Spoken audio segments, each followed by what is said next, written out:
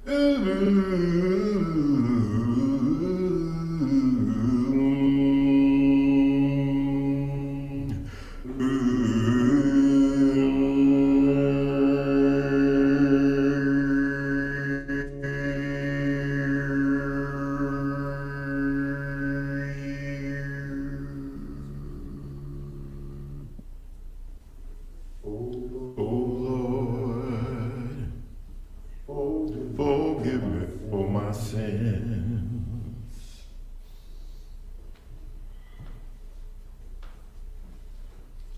Oh Lord, forgive me for my sins. The lights in here are getting dim. I wish they turned them up again. Oh Lord, forgive me for my sins. Tell that gal of mine I said goodbye. I want you to tell that gal of mine I said goodbye. I hope she finds a better man, one who'll do the best he can. Now would you tell that gal of mine I said goodbye? Send someone to look beneath my bed. You better send someone to look beneath my bed. 'Cause there's a box of black and gold. It's got some things it should not hold. Now, you better send someone to look beneath my bed. Oh Lord, forgive me for my sins. Oh Lord, forgive me for my sins. Just can't seem to catch my breath. I guess I ain't got much time left. Oh Lord, forgive me for my sins. Oh Lord, forgive me for my sins. Oh Lord, forgive me for my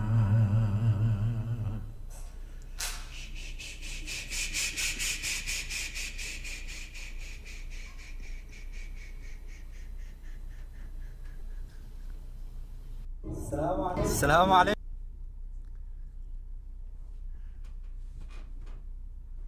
Morning, everybody. Welcome to Community Church. I've given this 2 hours a title. It's Word Magic, and it's been just wonderful experience just going through all of the 4 books of Charles that we have, and finding so much delight and so much incredible poignancy, but incredible magic is what I find more than anything. Welcome to this remembrance of Charles, and we're going to have a whole bunch of people participate. It's sort of an open mic. If you have something you want to say, we have several people, in fact, not just several, it's 2, 4, 6, 9 people who will either just read or just participate or speak, and we have a couple of other video clips as well of Charles, and a 10-minute documentary about Charles by filmmaker Roberto Maiti. So it's a full plate of beautiful stuff, and I haven't timed it or anything. We might be done before lunch, and we might go deep into lunch. It doesn't matter. This is a movable feast, a feast of Charles Coe. I think that my favorite thing that I just want to keep doing, all I did was go 6 months back into Charles Coe's Facebook postings, and they are magical, and he had like always 200 or 300 respondents, and I didn't even get to read the actual replies, but this is one that catches the comedic side, and it's not even from his what's it called, Bad Joke Wednesday that he would have, but this is, and lots of them are just vignettes, just a story about something he saw on the street, and here's one like that. A woman pushing a baby carriage is having an animated conversation with, I assume, the baby, but as I pass, I hear her talking about stock options. So I guess she's on Bluetooth. Unless her baby's unusually precocious.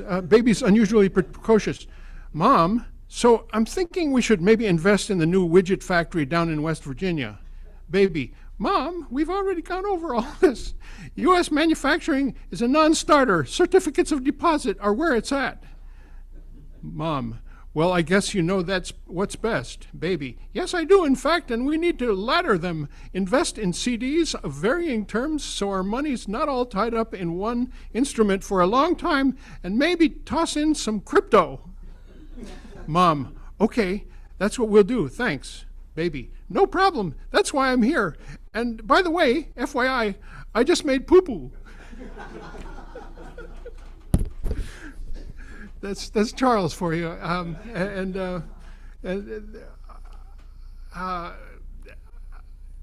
let's elevate Community Church's reverence for irreverence, is what I say. I have a whole bunch of people here that will be helping us out, and Beatrice, would you be the first? Sure. Can I bring a microphone to the piano? Beatrice is our magnificent church member who's here a lot and practices not only on piano but on trumpet, and plays for our services sometimes. Thank you, Beatrice, for helping us do this. Oh, what did I whack?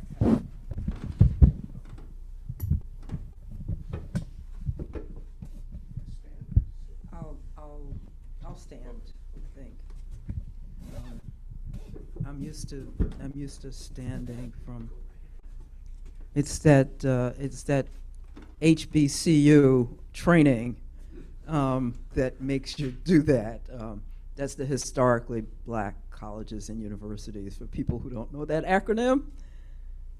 Okay, I'm going to read something called A Meeting of Minds. One day, when my first grade class was learning to write, Sister Edna took the pencil from my left hand, put it in my right, and told me to keep it there.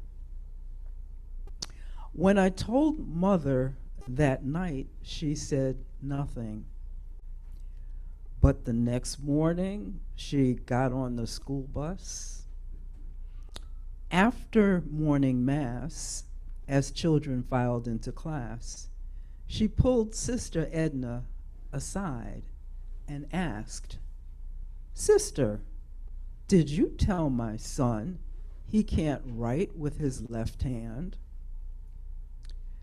Sister Edna replied she had indeed, went on to explain that left-handed children, quote, have problems developing verbal skills and smear ink on the page when their hands drag over what they've written.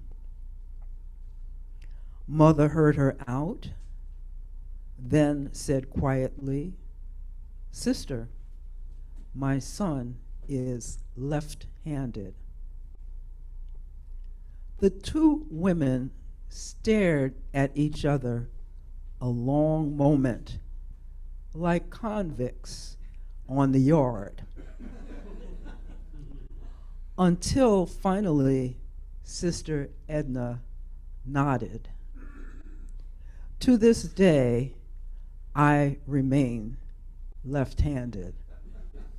So that's from the All Sins Forgiven collection of Charles. It's a great one. So, do you want me to play now? Okay.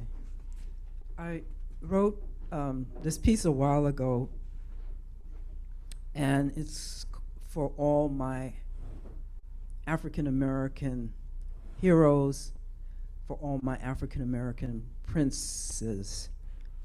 Charles was indeed a prince among all of us in terms of the way he carried himself, his commitment to community, his love of people. And I didn't know him well, but what I knew of him was borne out.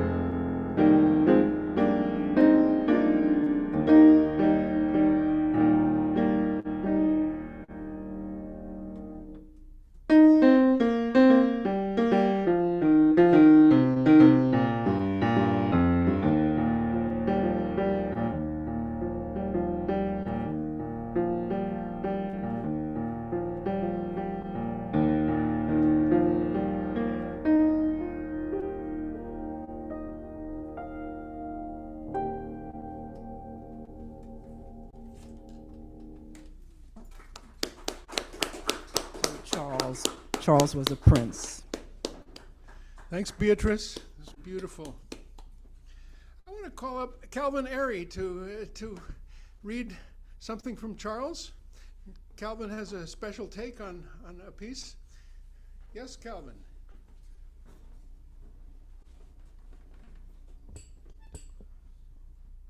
Well, thank you very much, Dean. When Dean asked me if I do a reading today, I went online, and he had mentioned that Charles had gone into Norfolk Prison to do readings. I don't know how many times, but when I Googled his name to see if I could find something that related to that, and I did find something that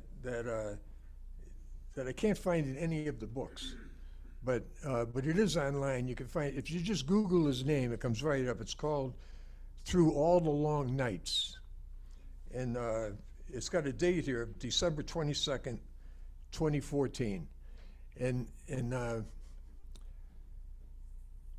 Norfolk Prison was the prison that I understand he had gone in to do readings. And I myself had been incarcerated in Norfolk back in the 70s. So this poem resonated with me. So it starts off, when you visit a prison, you leave all your valuables, your connections to the outside world at the desk. Next, you go through a metal detector, after which you're carefully searched. Then you stand in the trap, a short hallway with a heavy metal door at either end. There are a few uncomfortable seconds when the door behind you slams shut and the one to the inner facility is still closed. Your civilized brain knows they'll let you out at the end of the day, but your lizard brain wants you to turn around and scream, "Open the door, let me out." But as always, the door to the yard opens and I walk out with my guard to my destination, the auditorium, where I'll read my poetry along with inmates and several other poets from the outside. I've been coming to this particular Massachusetts State Prison for some years and am greeted by a number of familiar faces. The first time you visit a prison to do volunteer work, the inmates are pleased to see you and happy you took the time to visit. The second time it's, "Hey man, you're back. Good to see you again." But by the third visit, there's a subtle shift. The conversations start to get real. No one with a lick of common sense would, on short acquaintance, ask an inmate, "So what are you in for?" But at some point, maybe after your fourth or fifth visit, occasionally someone would just suddenly start to talk about it. I once had an inmate calmly describe how his victim's wealthy and politically connected family had told his lawyer that they'd make sure he'd never be paroled. But the calm wasn't callousness. In a way he wasn't even talking about himself. He was talking about someone else who no longer existed. As if he were saying, for you to understand who I am now, you have to understand who I was. Obviously, not everyone in prison has reached that kind of self-awareness. I work with a particular population, those who want to take part in a poetry workshop. Whatever they may have been on the outside, at this point, none are hard cases or discipline problems. And it's clear how much it means to them to share their writing with the visitors and with each other. Poem after poem speaks of loss and regret, and hard-won knowledge and hopes for a future, the hope to keep it together until that day comes, the one with the big red circle around it and the calendars they carry in their heads. For the men who don't have that release date to look forward to, the ones who are in for life, I can't imagine how they manage to cope. Some inmates whose fathers were never really part of their lives are now fathers themselves. They often write about the sadness and frustration of not being there for their children, of not being able to teach the lessons they had to get locked up to learn. On a previous visit, I was talking with an inmate whose wife had divorced him soon after he got locked up and remarried soon after. She never visited, but would bring their young daughter to see him while she waited in the reception area. After we talked, he stepped up to the mic and read a poem about the first time his daughter, now a teenager, referred to his ex's current husband as Dad. When he finished, no one could speak. All the air had been sucked out of the room. Someone else would pin a flower on his daughter's junior prom dress, walk her down the aisle, bounce her baby on his knee. Images his mind projects on the ceiling of his cell through all the long nights. Thank you.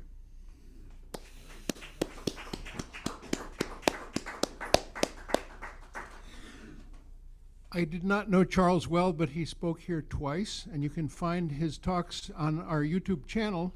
And I really met Charles when we participated together in a wonderful Leonard Cohen tribute that was produced by two folks who are with us today and will participate pretty soon. But another participant is named David Goulet, and he's someone who I've come to be friends with for all his presentations with the Poetry Theater that have been made here at the church. And David and Charles and I all participated in that event, and David will talk about that a little bit in a piece by Charles.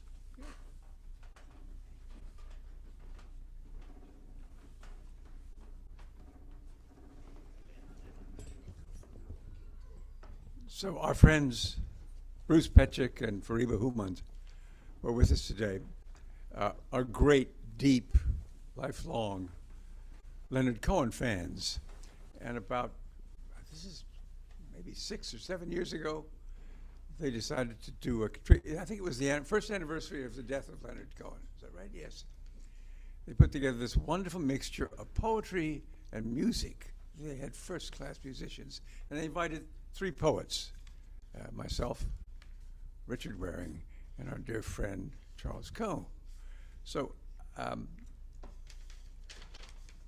there was a section in our the poets' presentation during this evening. By the way, this was in the great armory over in Somerville, which was packed to the gills with Leonard Cohen fans. I have to say there was more white hair than blonde or black.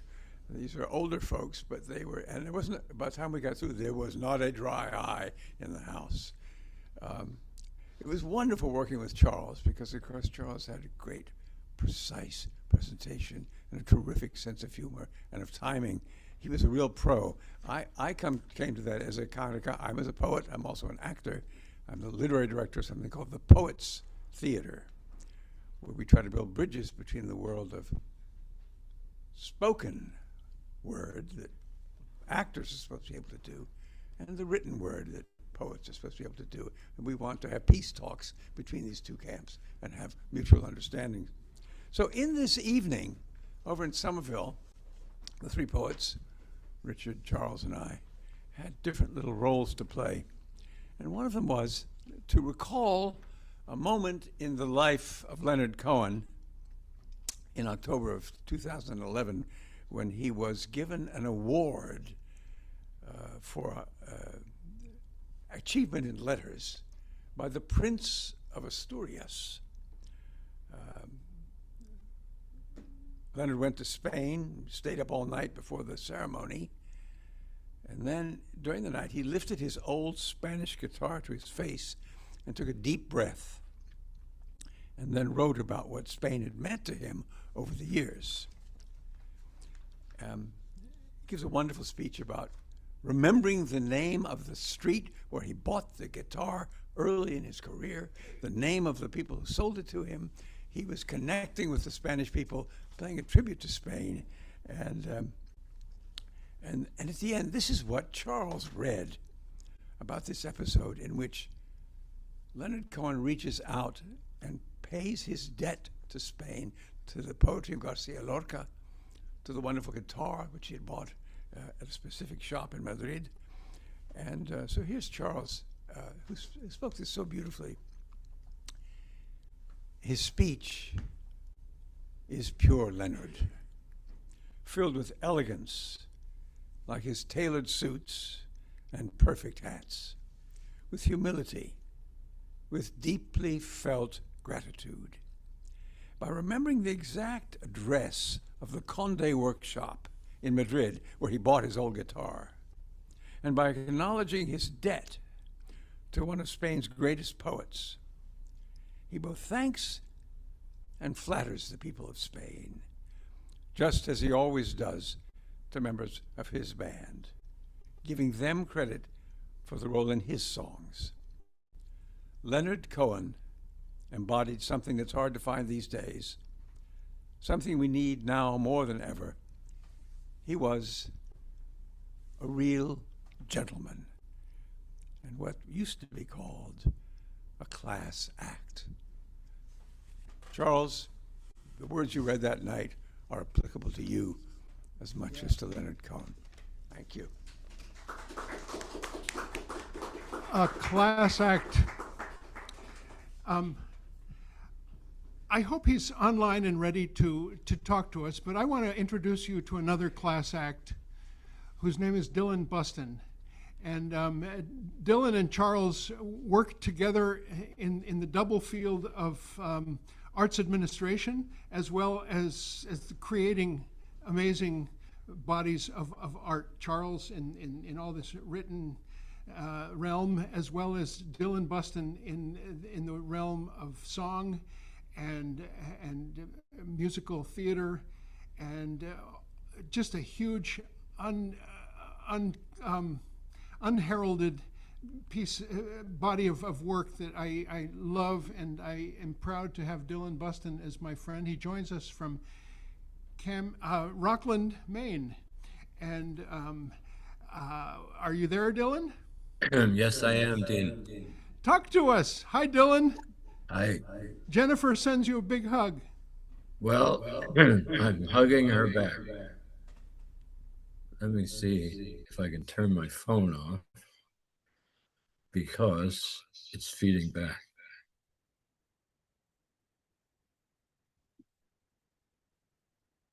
This is a piece by Charles called Colossus.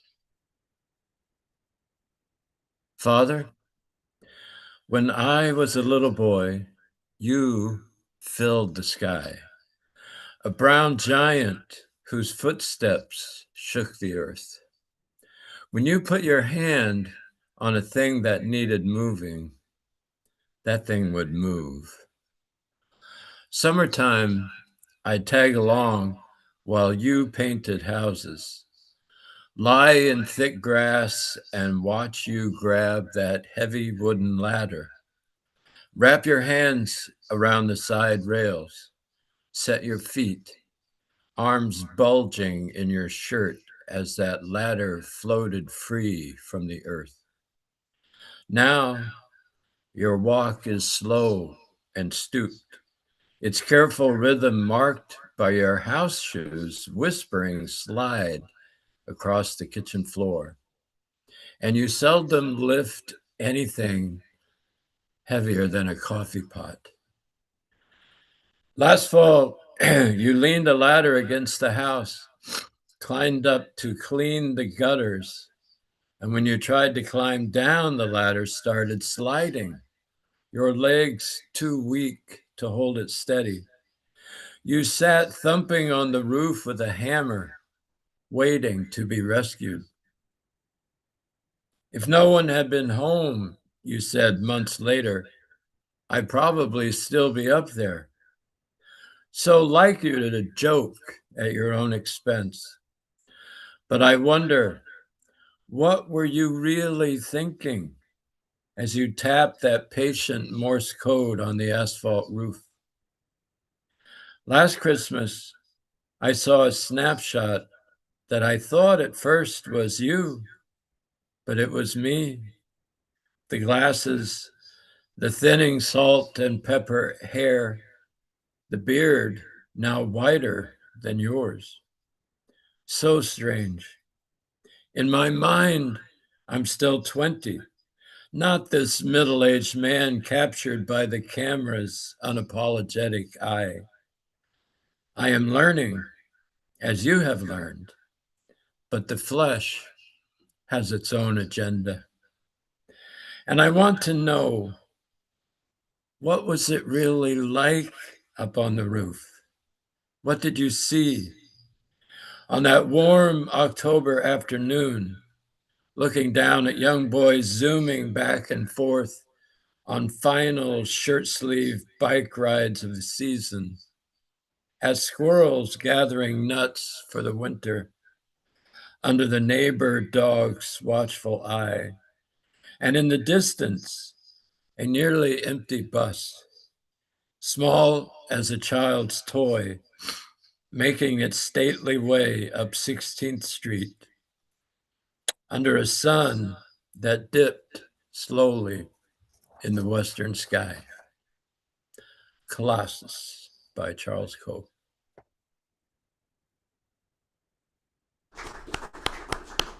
Thank you, Dylan. We are honored to have with us a filmmaker and great friend of Charles Coe, whose name is Roberto Mighty, and he made a beautiful small documentary about Charles. And I'd like to have Roberto come up and just talk about Charles and introduce the documentary. Thanks for being with us. Yeah.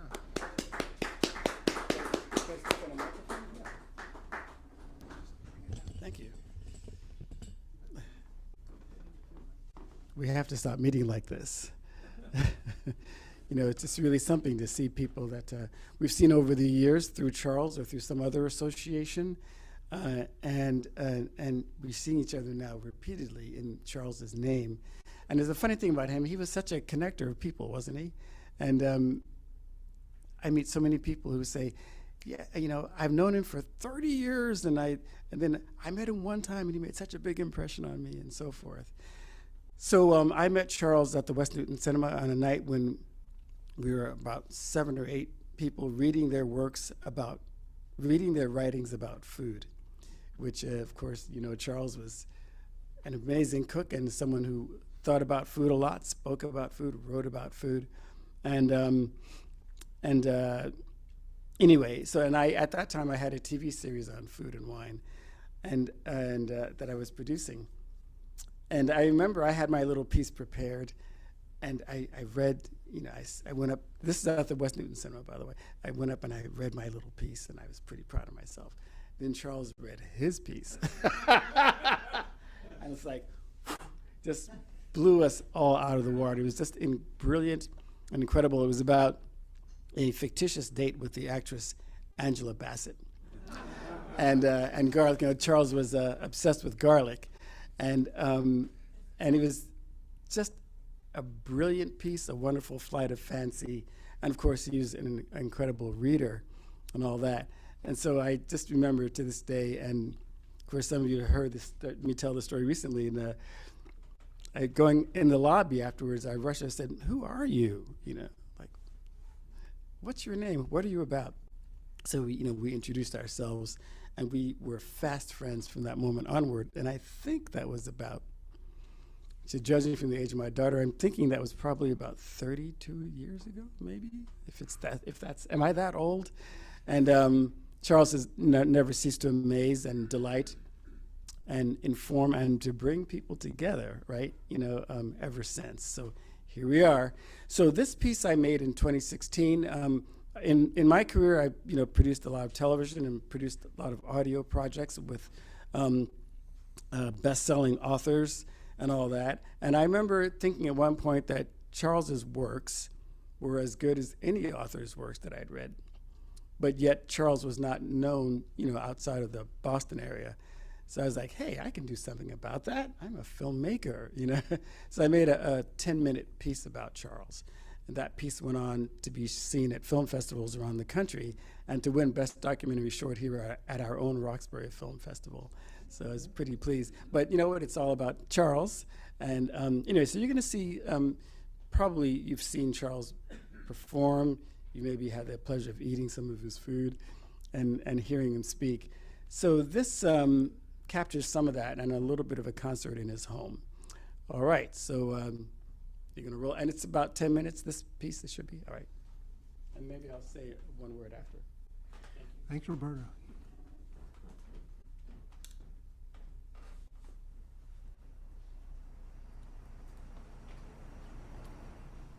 I'm Charles Coe, and I'm about to read a piece called In the Rearview Mirror. It was a rainy Sunday afternoon in India.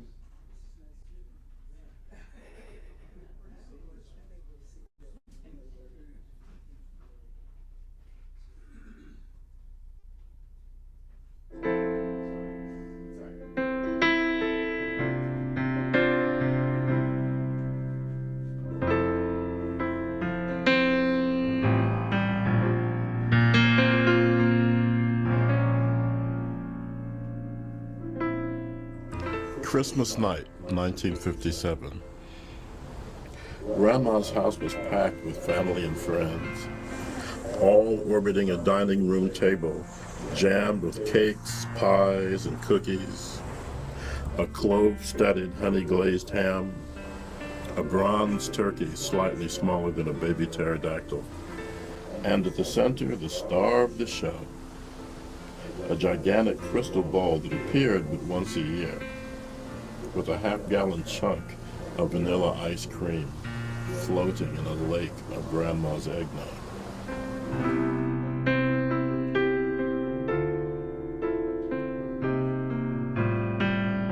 I wrote this book as a way of finding out some things about my parents that I felt like I'd never known. And the process of writing it was a way of getting closer to them and sort of uncover. So the sync is off, and Amar is going to switch up the connections, so that hopefully that cures that problem. Okay? It's very nice to do that. It's award-winning! Thank you. You got a tough job. Should I be started? Please.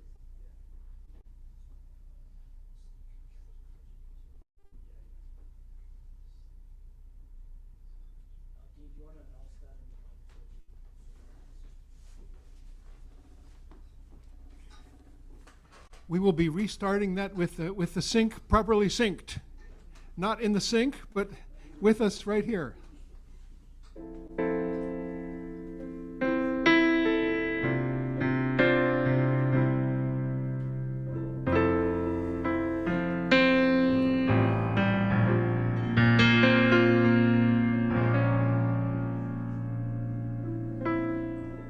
Christmas night, 1957.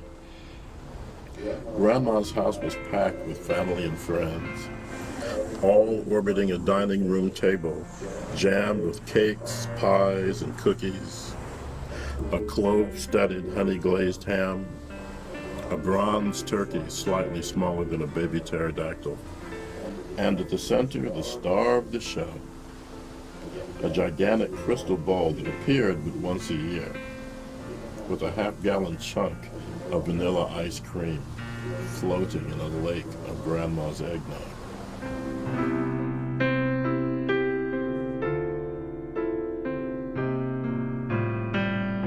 I wrote this book as a way of finding out some things about my parents that I felt like I'd never known. And the process of writing it was a way of getting closer to them and sort of uncovering some ancient mysteries that run through every family and sharing those in a way I hope that other people could relate to in their own families.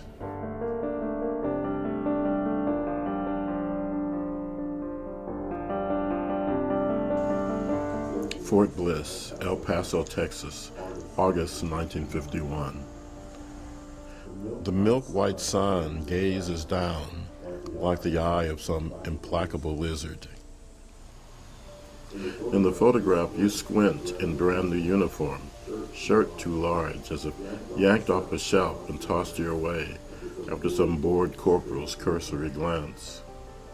The cap clings to your buzz cut at the proper angle, but Father, you look like exactly what you are. A boy playing soldier. Some barracks buddy, forever anonymous, snaps the shutter. You trade places. Later, send pictures home to mothers who will lie awake because they know that fire and steel love the taste of flesh. My father, in terms of what I would need to forgive my father for, my father didn't have a mean bone in his body. He was a child in certain ways, and he was a child with money. He was a child in dealing with the family. He sort of let my sister and me run wild a little bit. And when he got older, he made some very, very, very, very bad decisions about the family finances that frankly I'm still dealing with. So I'm trying to, and writing the book was in part a way of forgiving him for some of those things as well.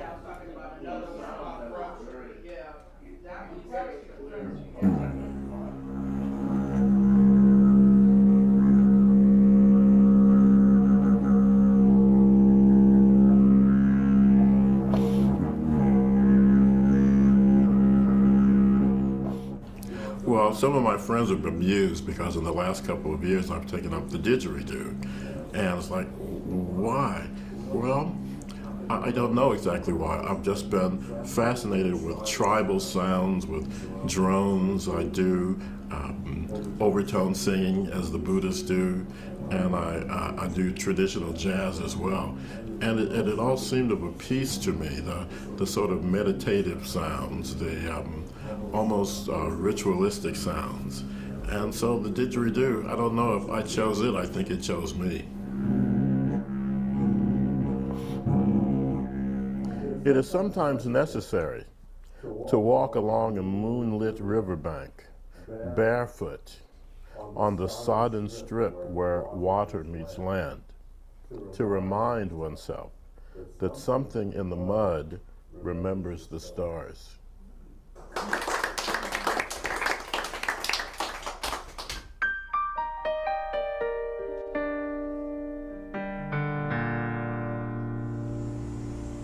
My mother cut my hair.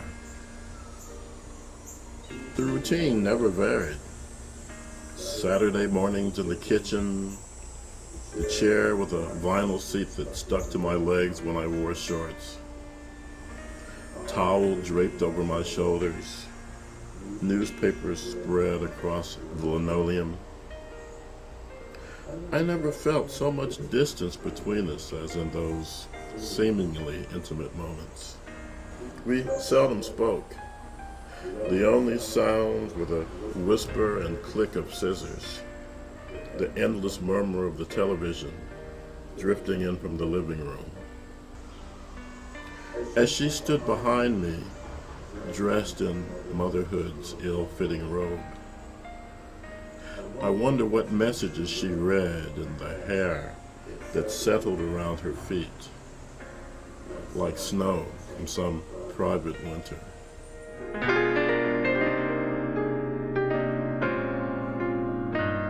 My mother was a troubled person, I realize, looking back on it now.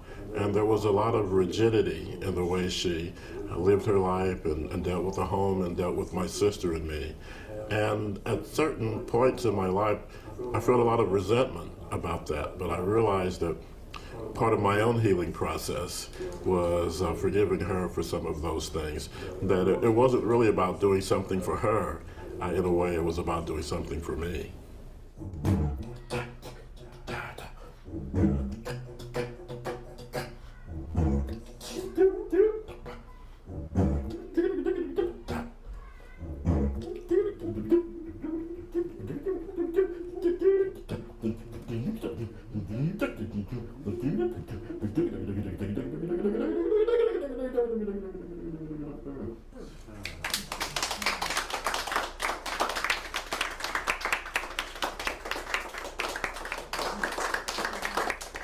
When I was first approached about having a poem of mine used as a basis for a short film, I was very flattered and fascinated because I'd never had a piece of my writing adapted for film before. it was a real education for me. I had to learn that the filmmaker wasn't going to make a line-by-line film about my poem, that the poem was going to be the platform, the foundation for a work that was going to incorporate the filmmaker's artistic vision as well. And I really enjoyed seeing how this played out.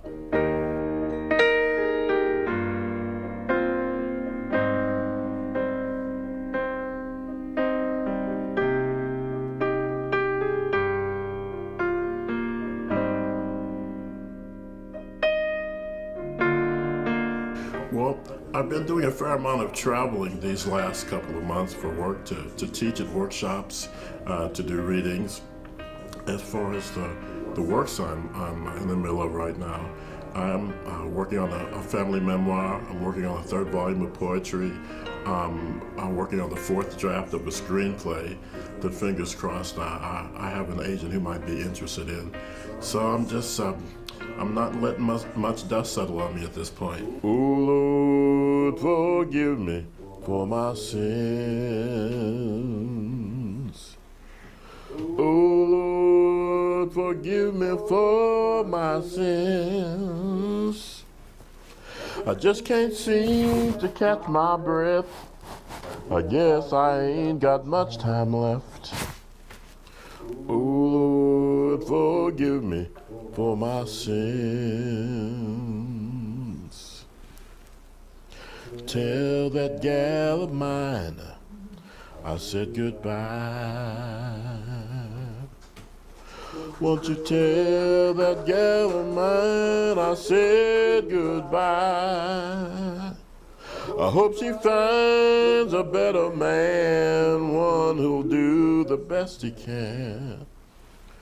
Won't you tell that gal of mine I said goodbye?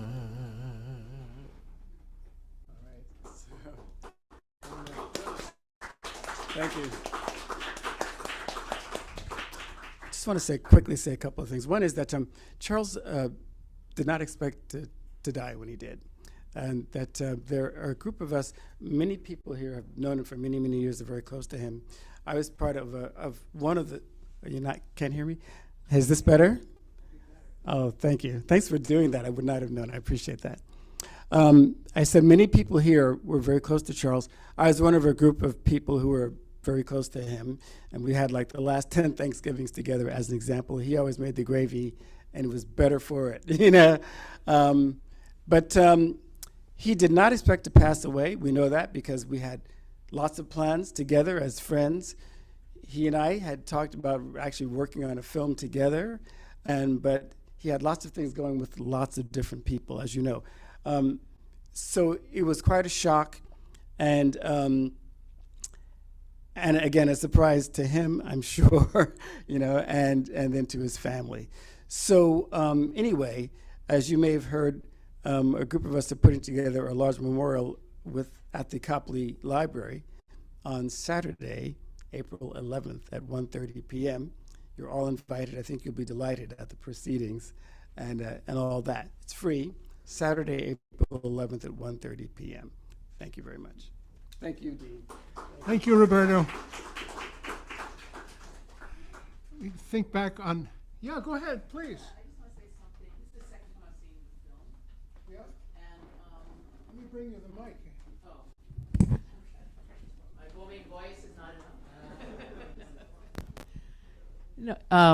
Thank you, Roberto, for making that film. I just want to say, after a few months have passed and in different ways, each of us is figuring out how to sort of, not settle with it, but wrap our minds around Charles being gone. But one thing I noticed in this film is beautiful is that you see sort of this delightful quirkiness, the curation of Charles's home. And unfortunately, that will no longer, we won't experience that anymore. So it was just so beautiful and delightful to see that. So that's all I wanted to say. Another thing I'll say about the film is that in the front row featured are David and Judith Woodruff, who are long time members of Community Church. David, we send you a shout out. Judith as well. Judith is in a nursing home at the Hebrew Rehab. They love visitors. So just wanted to say that. I think about two little quotes when I come upon this work of Charles Coe. The first is one I have on my wall. It says, it's from the scientist E.O. Wilson. It says, "I write every day." And I haven't kept to that. Pretty busy running a church and a building. And the second one is that I think of reading him was Annie Lamott in the book that's called Bird by Bird about writing, which is that if you survived your childhood, you have plenty of material to write for 2 lifetimes, which I love. I want to call up Karen Powers, a new and very enthusiastic member of Community Church, to read one of Charles' poems.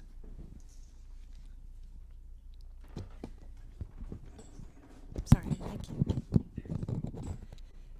This poem was written to commemorate the 20th anniversary of Boston's Casa Myrna Vasquez, a shelter for battered women and their families.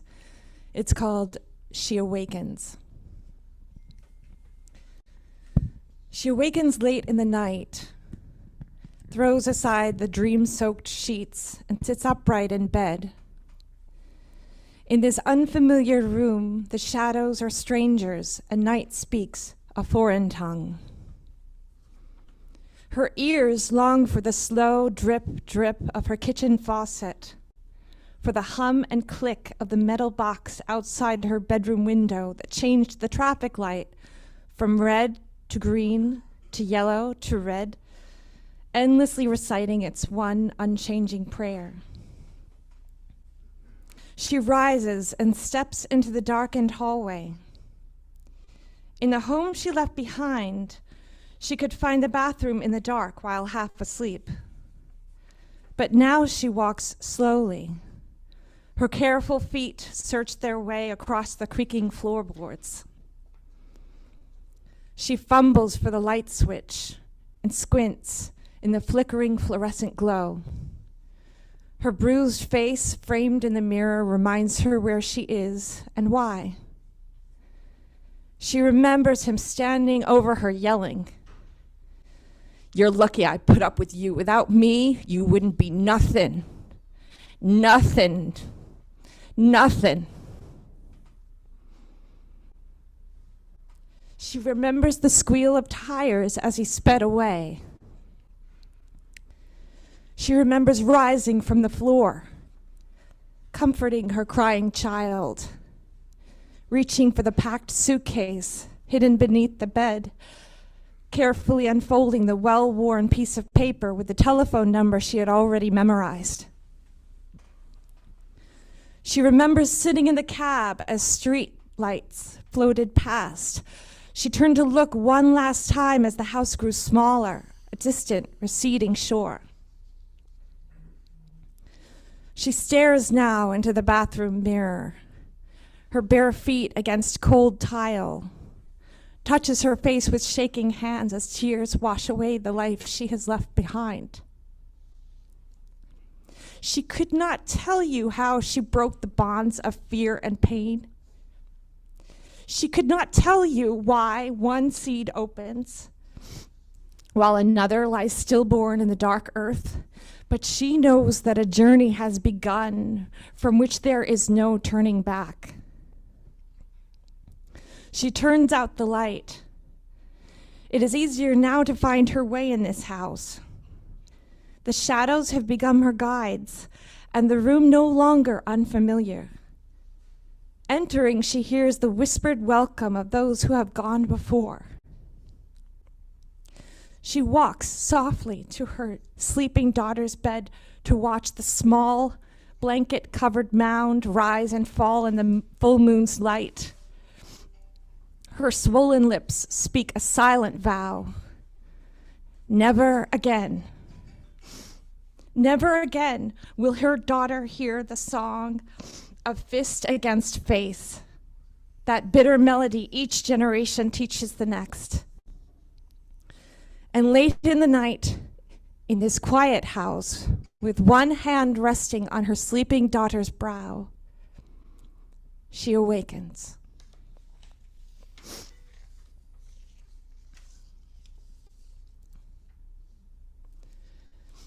This is a prose piece he included in a poetry collection. It's called Riverside Park. Years ago, on the north side of Indianapolis was an amusement park where colored people couldn't go. There were no whites-only signs. It was understood that the city's Negroes would teach their children how to live inside the dotted lines. One Saturday morning, in an act of teen rebellion, my mother and her girlfriends decided it wasn't fair that only white kids could ride a merry-go-round. Without telling their parents, they got on the North Side bus to Riverside Park.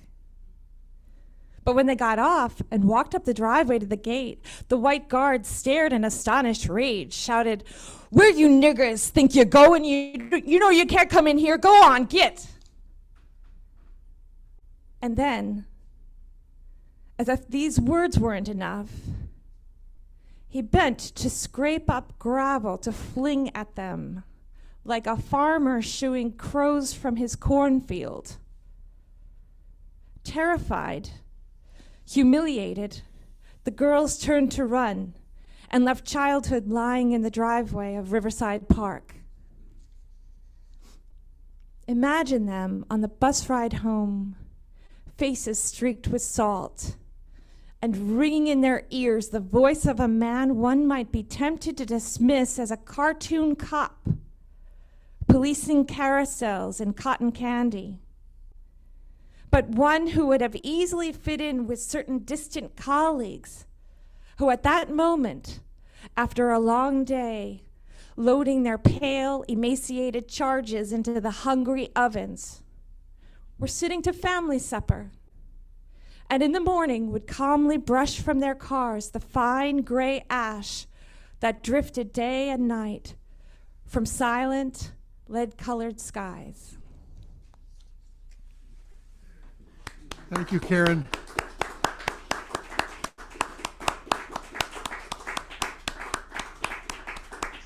I want to call up Richard Hoffman, Charles's longtime friend and fellow author and poet. Richard.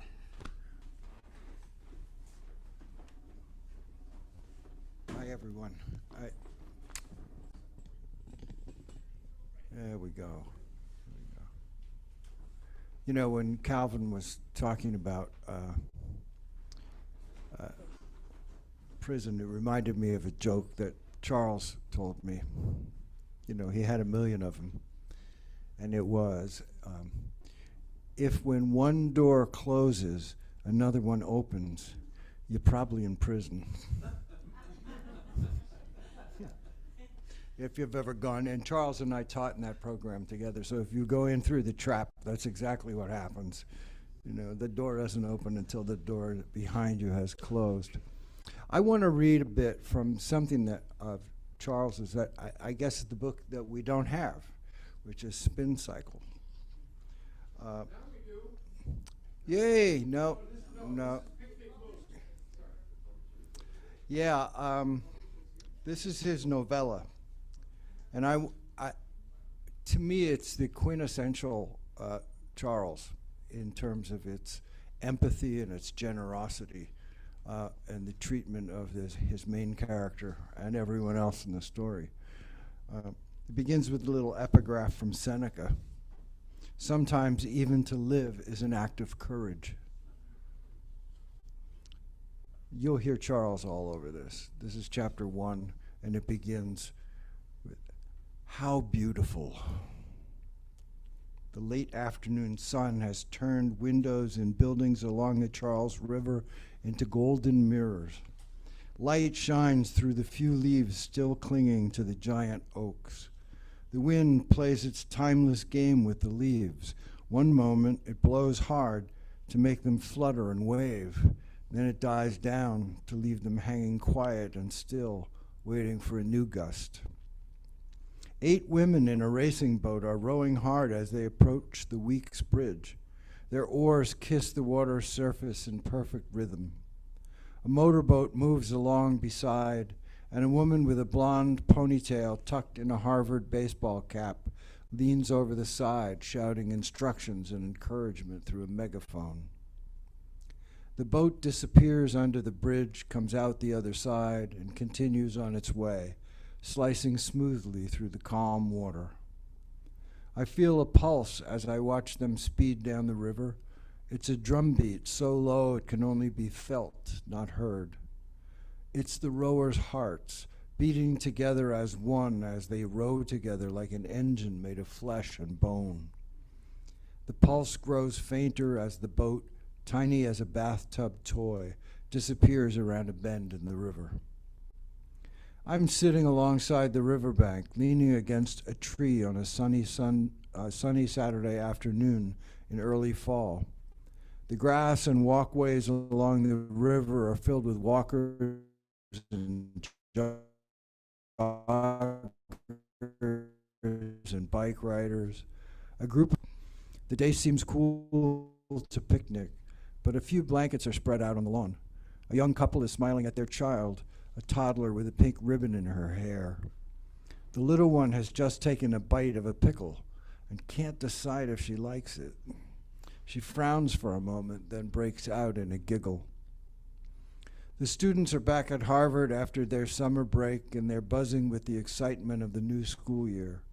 It is strange that I keep coming back to this place that's such a part of the life I've left behind. Or maybe it's a life that left me. The memories are painful and strong, and perhaps I shouldn't be here. But on such a beautiful day, it's hard to stay away. As the afternoon shadows grow longer, the air is turning cold. The young family is packing up their basket, the volleyball game is over, and players start taking down the net. I rise from the grass, brush the leaves from my clothes, and start to walk along the river toward Boston. A woman is slowly pushing a baby carriage. The baby reaches out with both arms, wiggling her fingers, learning how they work. Our eyes meet, and I see her look of wonder, an old soul fascinated by her new body. I smile as her mother tosses me a nervous glance and pushes the carriage faster.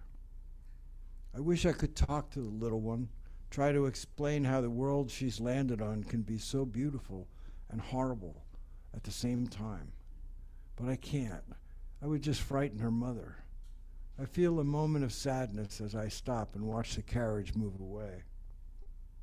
But just then, a single oak leaf falls to the sidewalk, glowing orange and red and covered with delicate yellow veins. It was born as a bud that burst into brief green life and chose this moment to break free from its branch. Like a brightly colored bird on its first and only flight, it has drifted to the pavement at my feet. The leaf lifts my spirit. I suddenly feel the blood moving through my own veins, the sap that fuels my body. When I'm feeling this way, I have to be careful not to attract attention. I have to remember not to dance on a street corner when I hear a certain song on a car radio, not to stand on the sidewalk laughing at a clever display in a store window, because people are watching. They are always watching. I will feel the heat and see the judgment in their eyes. Then my winds shift, my thoughts turn thick and heavy, and every passing face is made of stone. And the great black swirling cloud that no one else can see floats above my head. It follows me as it always follows, with the patience of a vulture. For the moment, thanks to a random leaf, I am safe inside my bubble. And my bubble will carry me into Boston to find somewhere warm to sit until the stars come out. And then I will go to the place where, for tonight at least, I will sleep. Walking calms me at times like these. My mind begins to rest on the rhythm of my footsteps on the ground. Soon I've walked all the way to Copley Square. And as long as I keep moving, I'm warm. 2. The sidewalks are jammed, tourists in brand new Red Sox caps, shoppers with bags from expensive stores, the street vendor shouting about his world-famous hot dogs.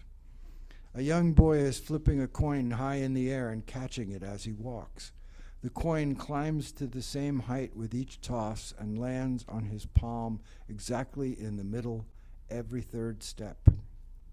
He takes 2 steps to prepare for the next throw, and on the third step sends the coin flying once more. Then he misses the coin. It hits the sidewalk and starts to roll away. The boy doesn't chase after it. He freezes like a statue, watching it roll, and nothing moves but his eyes. Only after it slows, falls over, and comes to rest on the pavement does the statue come back to life. He calmly walks over to pick it up and starts again. How serious and precise he is. The game he's playing is something I might have done myself when I was his age, but I still knew what it was like to be free of cares. I move on from this distraction. What I really came here for was to find King Leonard. Suddenly there he is, exactly where I expected, sitting on his bench by the fountain. As usual, he's wearing his special robe and headpiece, both made of heavy-duty black garbage bags. His feet are wrapped in shoes made of the same material. He sits calmly, hands on his knees, staring straight ahead. I don't approach him immediately. I like to watch from a little distance. What first drew me to King Leonard and what impresses me each time I see him is his air of royal dignity. People always stare at him, sometimes laugh out loud. Some of the ruder ones pull out cell phones to take his picture, not asking for his permission. Others act like he has a disease they are afraid to catch. They try to stay as far away as possible when they walk past him. Through it all, the serene king sits as though nothing that people around him say or do can affect him. He reminds me of a lion I saw at the zoo when I was a child. My mother took me. I don't think she really wanted to go, but she probably heard somebody say it was a good way for a mother and child to spend time together. I hated it. I hated seeing the animals shoved into those tiny spaces. The lion had been captured in the wild and spent his entire day, every day, pacing back and forth. He ignored the endless parade of people with their cameras. King Leonard is the same way. He pays no attention to this swirl of people around him, never notices their stares. As I stand watching, he rises slowly from his bench.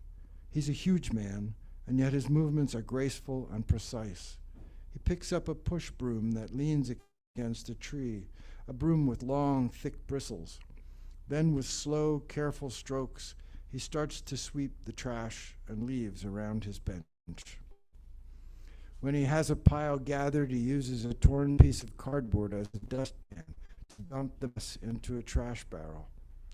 Then, like a tape running slowly in reverse, he leans the broom back against the tree and resumes his seat on the bench.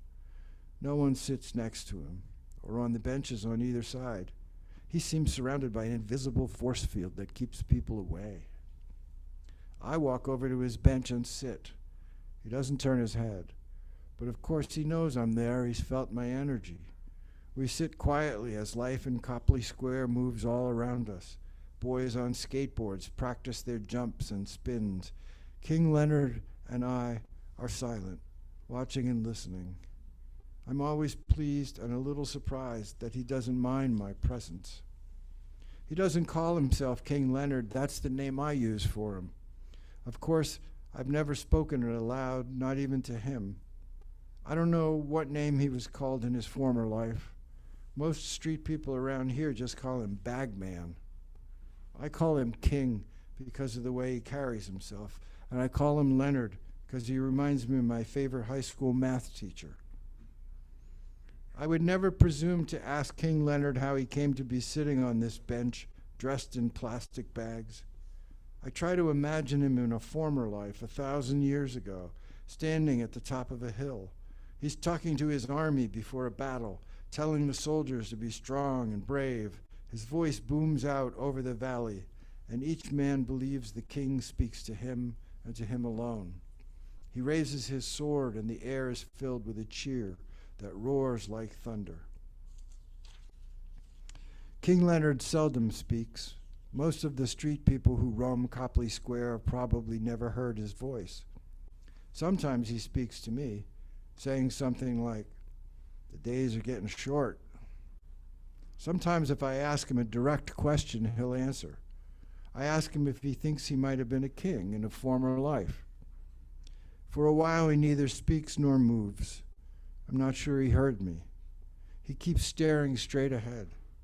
Then he says, "Everyone who talks about past lives was always a king or a queen. Nobody ever cleaned toilets." He turns to me and nods slowly. "You're still looking for balance," he says. "Not easy to find in this world." I have never said anything to him about being out of balance, about how my moods chase themselves around my head like dogs chasing a rabbit. But clearly he knows. How do you find balance, I ask, in a world like this? This time the king does not answer. His plastic robe crinkles loudly as he shifts his weight on the bench. So those are the first two chapters of this little book, which I think is really quintessential Charles. It truly is. I like to tell this story of how we met. 30 years ago, Charles and I both were fortunate enough to get a fellowship from the Mass Cultural Council. And so we showed up for the reception for the new fellows. And we were standing around, and we didn't know anybody. We didn't know each other. We just met there. And as was the case with Roberto, we became friends immediately and have been, since. But one of the things that happened is also, to me, points to how Charles moved in the world, was the administrator of that grant program came over to congratulate us, and we talked to her, and he said something to her about the fine work that she had done and how grateful we were. And she said, "Yes, this is my last week on the job. I've resigned. My last day is Friday." I think it was a Wednesday. And Charles said, "Can I speak to you for a moment?" And took her aside. So I went and got some more shrimp. And when I came back, Charles had gotten a job. He literally, and stayed in that job for the next 20 years to the great benefit of so many artists in New England. But and he was Johnny on the spot. It was not, he wasn't going to miss that. Now I'm going to do something really nuts, and then I'll get out of here. I'm not a musician, but I wanted to play a particular song. And the reason is, this has been a season of many losses for me, and maybe for all of us of a certain age. We're just in that season of our lives where you don't know which friend is going to be gone next, and it will continue happening until it's you. And so several friends had passed away within weeks of one another. And then I got this message, this terrible message from my editor. He said, "Oh, Richard, I'm so sorry. You must, not on top of reeling from Jennifer's death and Baron's death, and I'm so sorry that you have to bear this again." I didn't know who she was talking about. I said, "What? What? Who? Huh?" And then she just typed Charles. And I remember falling to my knees, just collapsing, falling to my knees. But very soon after that, I went numb. It was like, too much, can't. I just numbed up, and I was locked up in the worst way. Couldn't sleep, couldn't think, couldn't do anything, and couldn't cry, couldn't, at all. So an interesting thing happened. I was driving out to Western Mass to visit a friend, and I had my sunglasses on and a hoodie, and this song came on the radio, and it absolutely undid me. I just went to pieces, and so I'm very grateful to the song, for one thing, and for another, it's a really good way to cry, to be deep in a hoodie with your sunglasses on, in the car, and miles to go. You could cry all the way to Amherst if you need to, and I did. So I learned how to play the song just because I had to. I don't know, play it now. Don't clap. You don't know what you're in for.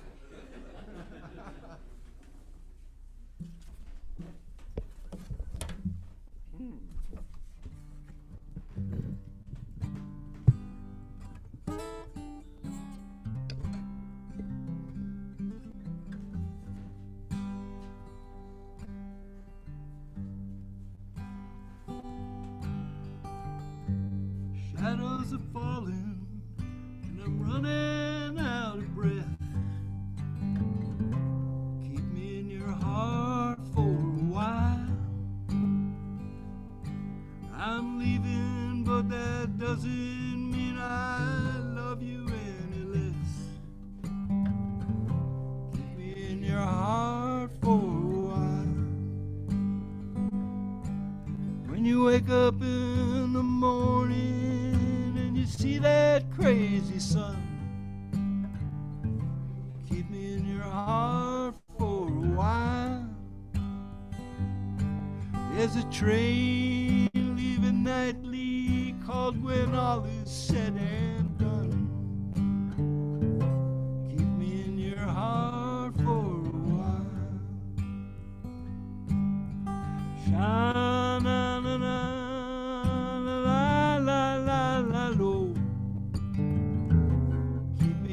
Heart for a while.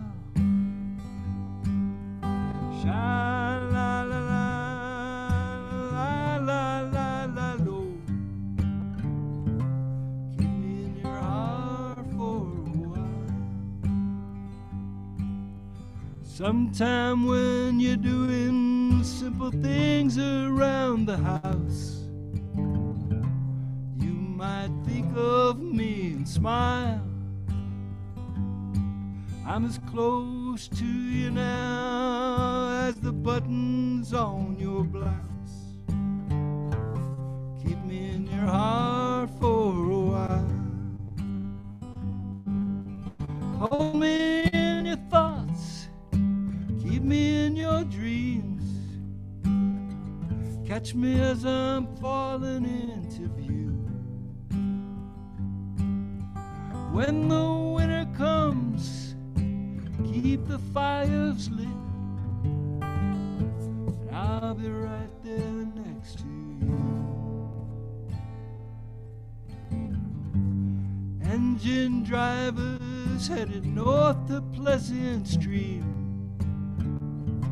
Keep me in your heart for a while. The wheels keep on turning, but I'm running out of steam. Keep me in your heart for a while. Sha la la la la la la la lo. Keep me in your heart for a while. Sha na na na la la la la lo. Keep me in your heart for a while. Keep me in your heart for a while.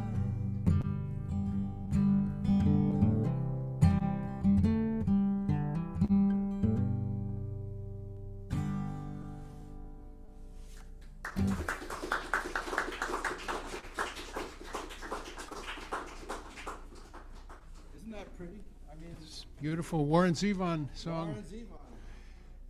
Thank you, Richard. Kind of reminds me of a thing I learned from the singing of Guy Davis. It goes, if you love somebody, you better tell him right now. If you love somebody, you better tell them right now. If you love somebody, you better tell them right now. You might turn around and they'll be gone, they'll be gone. It might be your mother, you better tell them right now. It might be your mother, you better tell them right now. It may be your mother, you better tell them right now. You might turn around and they'll be gone, they'll be gone. I first met Bruce Petchak in 1988 in the aftermath of the massacre of Ben Linder, who is related to Bruce, and this happened in '87, and Bruce came up with a really wonderful video of the life and passing of Benjamin Linder in Nicaragua. And that's my first contact with Bruce, was that far long ago. Wonderful videographer and filmmaker and film editor and producer, and friend of Charles. And I want Bruce to introduce or do whatever he wants to do. But we also have a little piece of video from Bruce.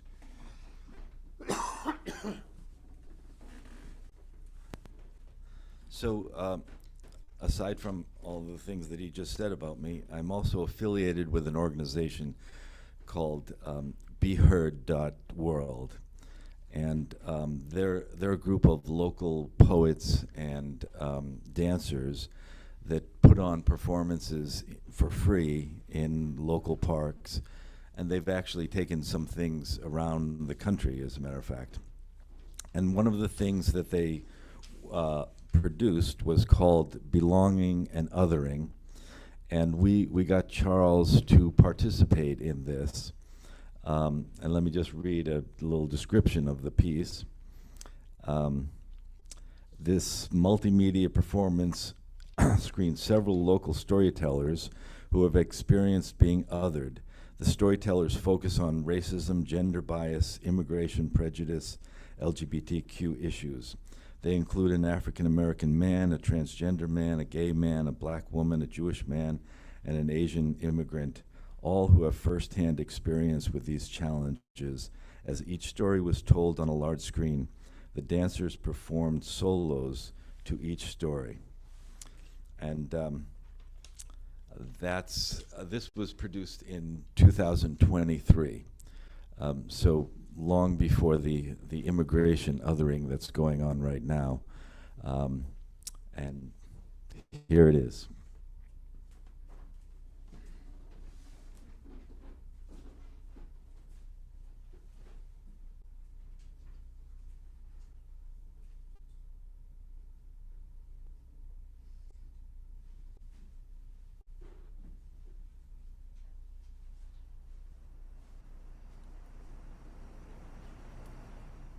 I'm Charles Coe, and I'm about to read a piece called In the Rearview Mirror. It was a rainy Sunday afternoon in Indianapolis, Indiana, the fall of 1967. My father and I were watching a football game on television. The Chicago Bears and the Green Bay Packers locked in mortal combat. He loved his Bears passionately and hated the world champion Packers. Late in the fourth quarter, the Bears, who had a losing record that year, were giving the Packers all they could handle, looking like they might pull off the upset. Now, normally during a game like this, Father would have been hopping out of his chair to shake his fist at the screen and yak at the refs after every unfavorable call, but now he was silent and still. He'd been silent ever since breakfast. He did all the family's cooking on weekends to give Mother a break. The kitchen was usually his happy place, but this morning he'd stirred the eggs and fried the bacon like someone going through the motions. None of the usual small talk or corny jokes. Even as a kid, I could tell there was something wrong, and I knew exactly what that something was. Turn the clock back 24 hours. He, Mom, and I had piled into the station wagon to run errands around town, one of which was returning a chair he'd bought a couple of weeks before from a little discount furniture company. That chair had proved that you get what you pay for. After just a couple of weeks, it started to squeak and creak. So we pulled up in front of the store, and Father hauled the chair out of the station wagon, carried it inside, Mother holding the door. No one else was there, and the white man who owned the joint, who had sold him the chair, walked over. Father wiggled the loose legs and said he wanted a refund, pulled the receipt from his shirt pocket and held it out. The man claimed the chair wasn't defective, that it had obviously been abused, and he wasn't responsible for its condition.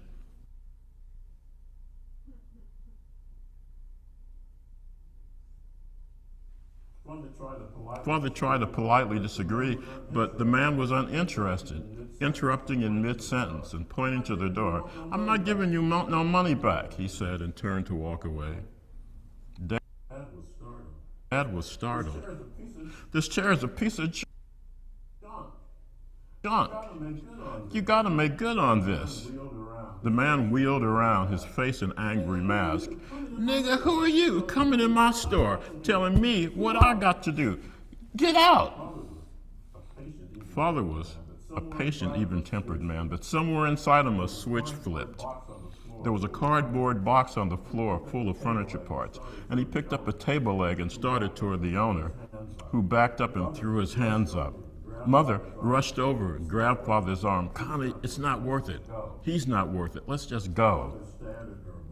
Father stared at her a moment, as if in a dream, shook his head, tossed the table leg back in the box and headed for the door. Mother and I trailing behind. It was a side of him I'd never seen before and never saw again. I wonder now, on those nights my father couldn't sleep, what thoughts and fears were chasing each other around his head as he stared at the ceiling.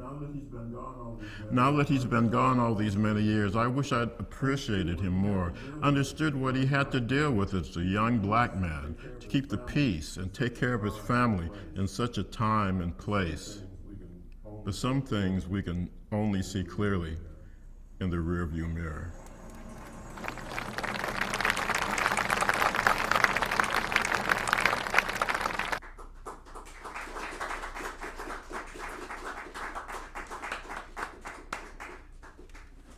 I want to call on Fariba Human to read. Fariba and Bruce, we are both so grateful for that Leonard Cohen tribute that you put together so beautifully.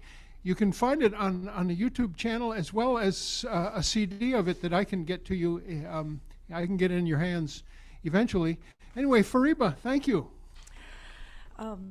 Thank you, Dean. This is the poem that Charles just read is also in All Sins Forgiven, if you want to actually read it again. So losing Charles is just not easy.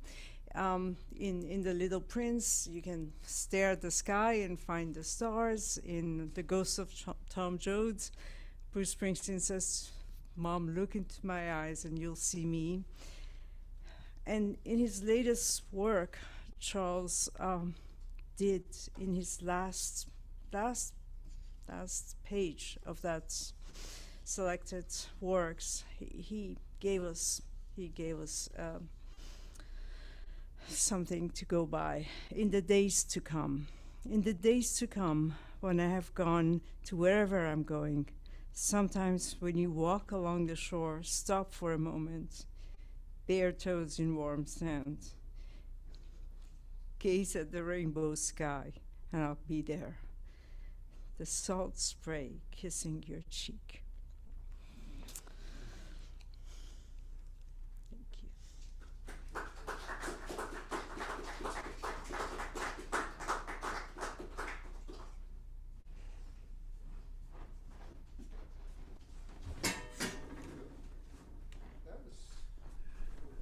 That was graceful, wasn't it?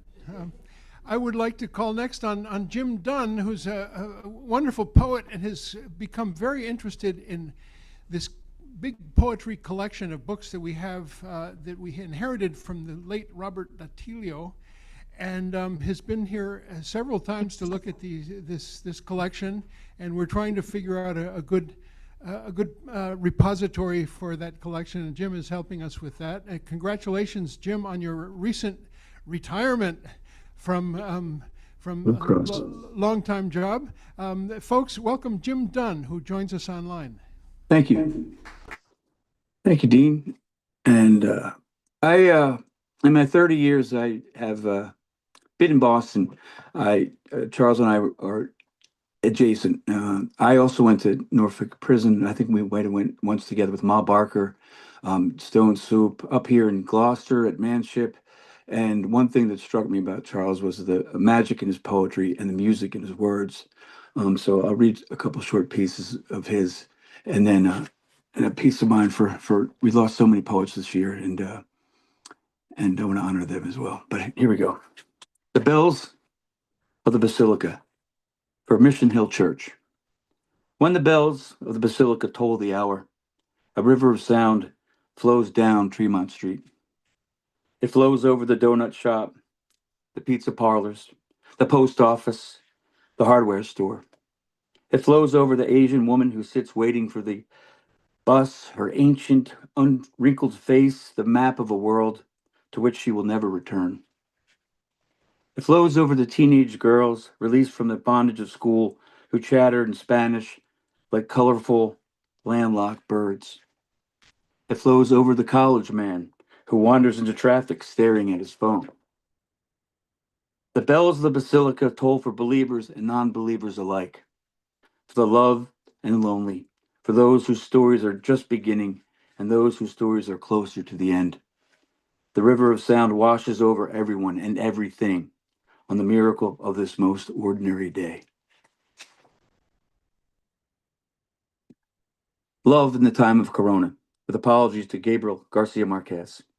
In ancient Greece, men shook hands as a demonstration of good faith to show they weren't armed. In these days of fever and fear, we keep our distance, resist the timeless call of flesh to flesh.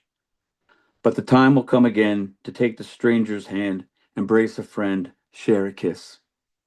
Until then, our cries for human touch are dispatches from separate battlefields, tied to passenger pigeons we release into the restless night.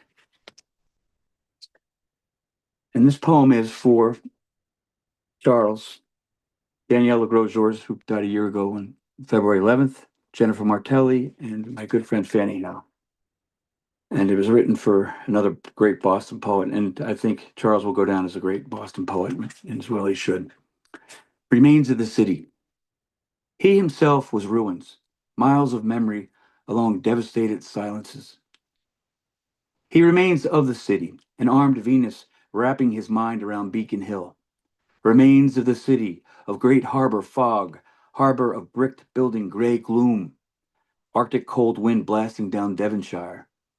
The shadowy scurry of rats across the common, between the gnarled roots of trees in front of the golden domed Capitol, near the fountain of youthful odes, singing sweet, soft syllables from God. Sick and suffering, the afflicted ebb and flow into Mass General, as your silent, patient ghost sits shrouded in the lobby, waiting for the male nurse to come down with your check. The old Charles prison, stone gray cathedral of time, with pigeons for eyes, blanched droppings for tears, where Anthony DeSalvo bragged of his crimes, transformed into a boutique hotel. The familiar is foreign to me and hardened with sad, empty conjurings. In the Harvard Gardens, history, a glass of whiskey. Where sat three poets reading the rain on the window, now sits one man alone, trying to tell a girl what remains of the city is ruins without you. Thank you. Bless you, Charles. Thanks so much, Jim. Thank you, Dean. I hope this event is maybe a spark for us to become more of a home for poetry here at Community Church. We're all ears and all words for that community. Come to us. Let's see, Donald Peabody, you're online. Would you like to join us and read, or just talk about Charles? Oh my. Hi, Donald. Nice to meet you. Well, good to be met. Thank you. I had two things actually that I thought seriously about reading. Neither one of which was written by Charles.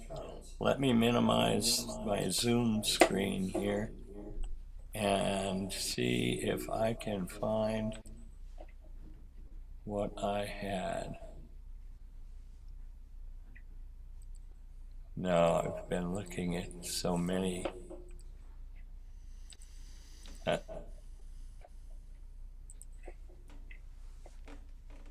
Okay, so I know that. Yeah, I'll tell you what. There's two things. Thank you very much. I would like. Are you Dean, by the way? That would be me speaking into the microphone, yes. Okay, thank you, Dean. Let me go find them, and I'll raise my hand when I do. They're someplace on my very messy computer desktop. Okay. Well, let me go ahead and read something, if that's okay with everybody. And then we'll open it up to anybody else who has words, either online or in the room. This is a poem that struck me because of my love for this recording. Bill Evans, The Complete Village Vanguard Recordings, 1961, is just this remarkably beautifully recorded capture of just a beautiful moment in jazz history. It's Bill Evans with a trio, Paul Motian and Scott LaFaro, and they are playing in what seems like an abandoned village vanguard on Sunday afternoons, maybe several Sundays in a row, and captured this incredible thing. The sad thing, this became a really historic jazz recording in the history of jazz.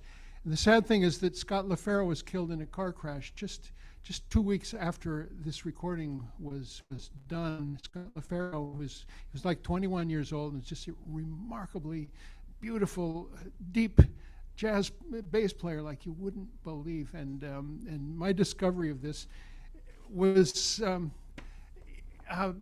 embellished by this poem by Charles Coe, A Woman's Laughter.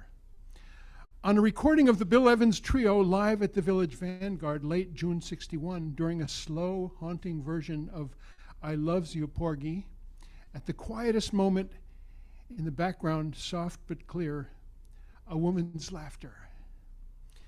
At first the sound seems jarring, even sacrilegious, but then again a jazz club's not a concert hall. Listeners in polite rows, knees together, waiting to cough in the space between movements. Jazz is cash registers and clinking glasses and chairs scraping the floor. And besides, it's a pleasant laugh, full of promise, easy to see her hand reach out to rest on her companion's arm, easy to catch the whiff of lilac or lavender. Easy, so many worlds within worlds. In one world, a man who follows Evans from gig to gig sits at the bar alone, transfixed, ice melting in the forgotten drink. In one world, the bartender counts his cash while dreaming of the waitress's embrace. In one world, a woman's laughter. In one world, Evans leans over the keys, oblivious to all but the slow heartbeat bass, the splash of brushes on cymbal and snare, fingers pointed for what seems like forever, before they settle gently on the final chord. I have tingles all over. We can all just agree to drink in every delicious moment that we still have left, because every delicious moment is sacred and can be described by the words that we happen to have been given by the alphabet, by language. And this discovery of Charles Coe for me has been really wonderful for all of us. By the way, Don, have you found what you were looking for? I did. The first is something written by Sarah Rian. And what she says is, do you know how sacred it is to love someone who left their body and became the sky? Saying their name feels like the closest thing to a prayer. Thank you, Sarah. And the other thing is I've made it a point to go post things on Charles's Facebook page. And I noticed that a whole lot of people have taken up the practice. So Charles is still alive on Facebook in our hearts in around town. And I read this diary of a mom that I posted there because, but you'll get it. Brooke and I ran into Papa this morning. Okay, so it wasn't actually Papa, because Papa is a white man in his 80s who is in New York. And this was a black man in what I'm guessing was his 40s who was in Boston. But nonetheless, I'm sticking to my story. Bear with me.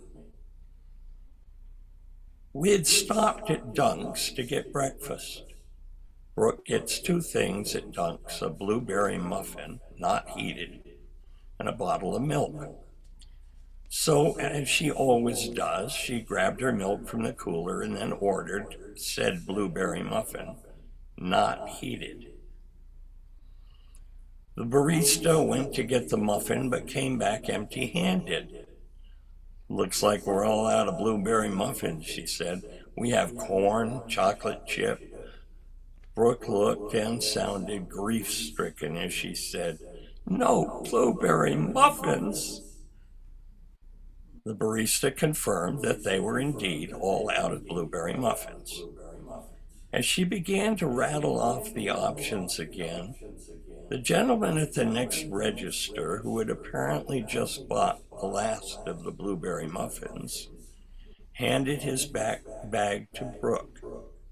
"Take mine," he said, with a warm grin wrapped around his face.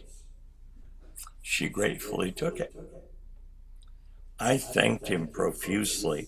The barista thanked him profusely. Brooke thanked him, and then we all thanked him again. And then I asked what he would like to replace it with. He wouldn't hear of it. He ordered a different muffin and wouldn't let me pay, no matter how hard I protested. "Happy holidays," he said, shooing my wallet away. "Just enjoy it."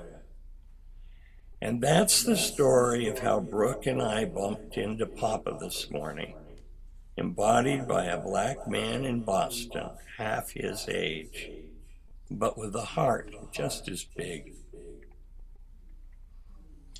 Charles lives. All right. Thank you, Don. And I invite you all to go to that Facebook page. I've only gone back 6 months to find stuff, but there's probably 15 years worth there, and worthy of some publisher who would like to glean it and do something with it. I tell you, it's and I didn't even start reading the replies. Here's one. Late at night at the Park Street T station, I'm walking down the stairs behind a young woman texting on a shiny iPhone. Walking up the stairs is a skeevy-looking guy who's looking at her phone more precisely, but she's oblivious. I say, "Excuse me, miss, you should be careful with that phone. They get snatched down here sometimes. Maybe put it away until you're on the train."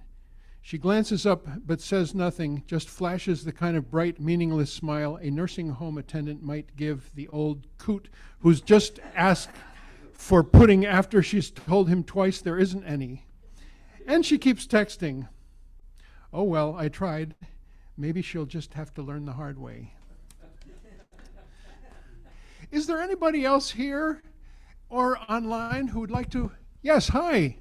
I see 2 hands. Welcome. Thank you.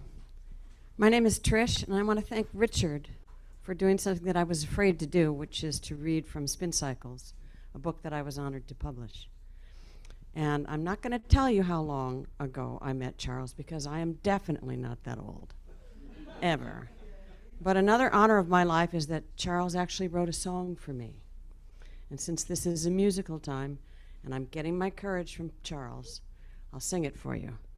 Get comfortable, it's very long. Trish, Trish, she's such a dish. She won't eat meat, but she'll eat fish.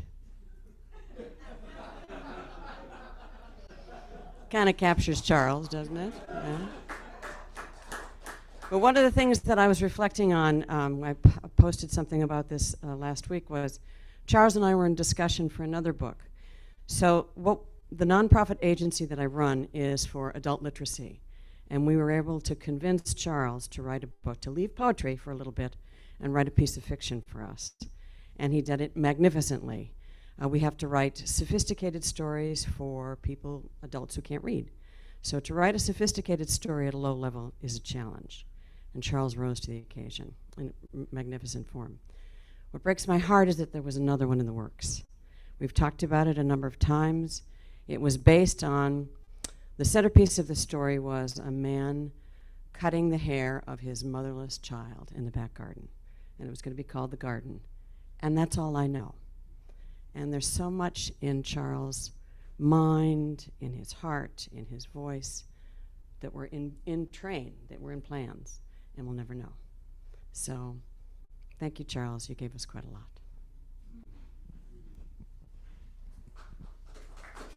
Thank you, Trish. I'm going to go up here because I feel more comfortable. Sorry.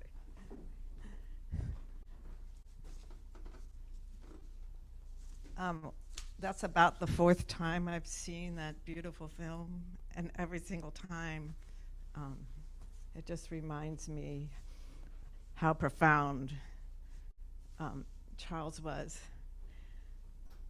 I first met Charles because I originally started a chamber music organization to bring music to Dorchester and Roxbury way back in 1985, and somehow in that I've now learned that when you try to lead something, eventually somebody is going to be really mean to you. Or that's what I've experienced. So somebody wrote to the Mass Culture Council that was on my board and wrote something, tearing me apart, really.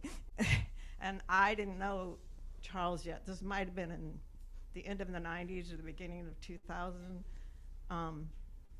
But we both landed at a Chamber Music America conference where I didn't really know anybody, but I was glad to be there. And so he just invited me to lunch, having received this lovely diatribe against me. And he didn't tell me anything about that, but just, and he was fantastic at finding the most,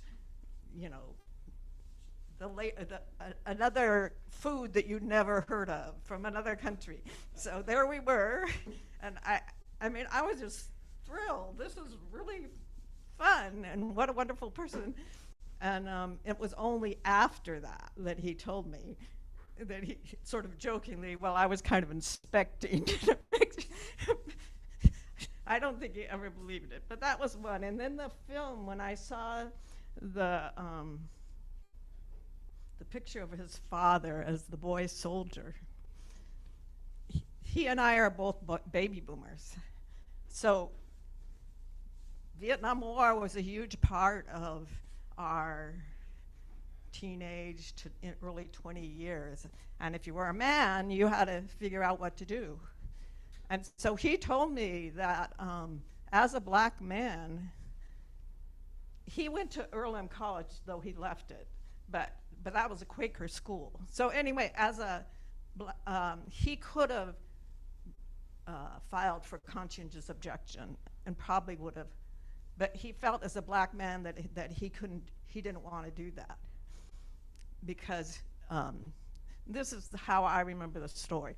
And so he was in line to go into the military when the war, we are lucky that Charles was with us as many years as he was, when the war happened to end just then.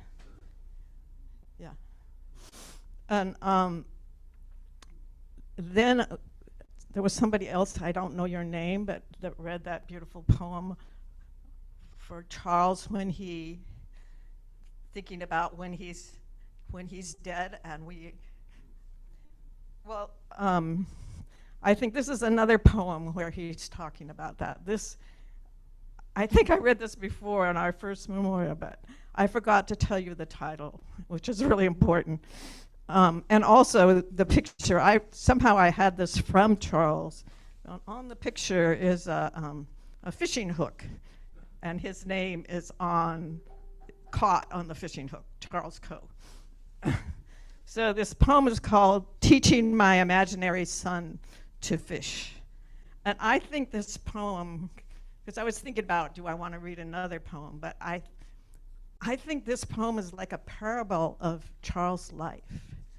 And kind of his philosophy of life.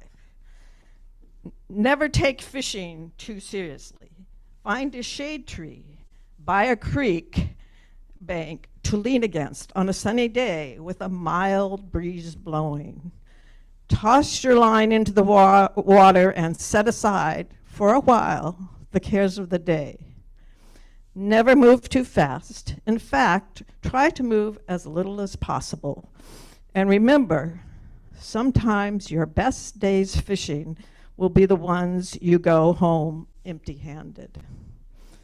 These are lessons my father taught me, not in words, but in the way he'd whistle while unraveling a tangled line, or laugh when some big catfish slipped from the hook.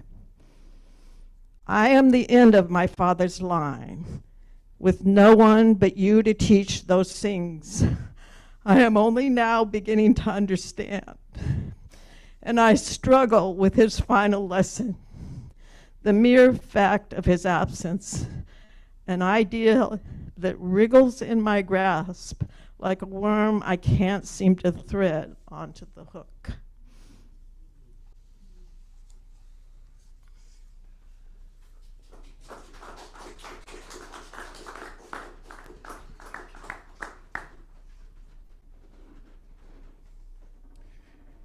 Is there anyone else? I don't think there's any little hands up on the Zoom screen either. And yes, hi, Nancy. Please. Okay. Okay, sure. Okay. Does that make either one? Okay. Yeah. Hi, I just wanted to, I didn't say in advance that I wanted to read something, but I just thought I'm just one of the people who's missing Charles a lot. Got to know him really mostly on Facebook, but I did meet him a number of times, and what an amazing, lovely, lovely man. You know, I'm going to a wedding right after this, and that's why I'm wearing this sweater. And I thought, ooh, would this really be appropriate for like a memorial? And then I thought, well, of course it is, because we all love Charles. So, yeah. Anyway, this is a Facebook, I assume this is a Facebook post of his from October 19th of this past year. Yesterday, an estimated 7 million people, 2 million more than the first go-round in June, attended No Kings rallies in 2,500 cities and towns across America. Here in Boston, more than 100,000 gathered in what can be described only as a joyful, inspiring celebration of the true meaning of democracy. And it wasn't simply a one-day case of people shaking their collective fist at the sky. The many tens of advocacy organizations promoting LGBTQ+ rights, economic equity, fair treatment of immigrants, support for progressive political candidates and such were flooded with people signing up to donate and get involved. Before the rallies, rumors floated that Proud Boys and other provocateurs in some cities were planning to attack police to give the orange atrocity a pretext for sending in federal troops. That didn't happen in Boston or anywhere else. And despite MAGA predictions of violence, protests were overwhelmingly peaceful, with few arrests, none of which involved attacks on police. As I passed a group of about a dozen Boston cops standing amidst a sea of demonstrators, I overheard a couple of them comparing notes on fishing gear. Obviously a high stress situation. This was democracy in action, and I was thrilled and proud to witness it. As an older person, it saddens me to realize that the venal and incompetent criminal gang currently in power has broken some things that probably won't be fixed in my lifetime. But the huge number of committed young people at these rallies gives me hope for the future. Yeah.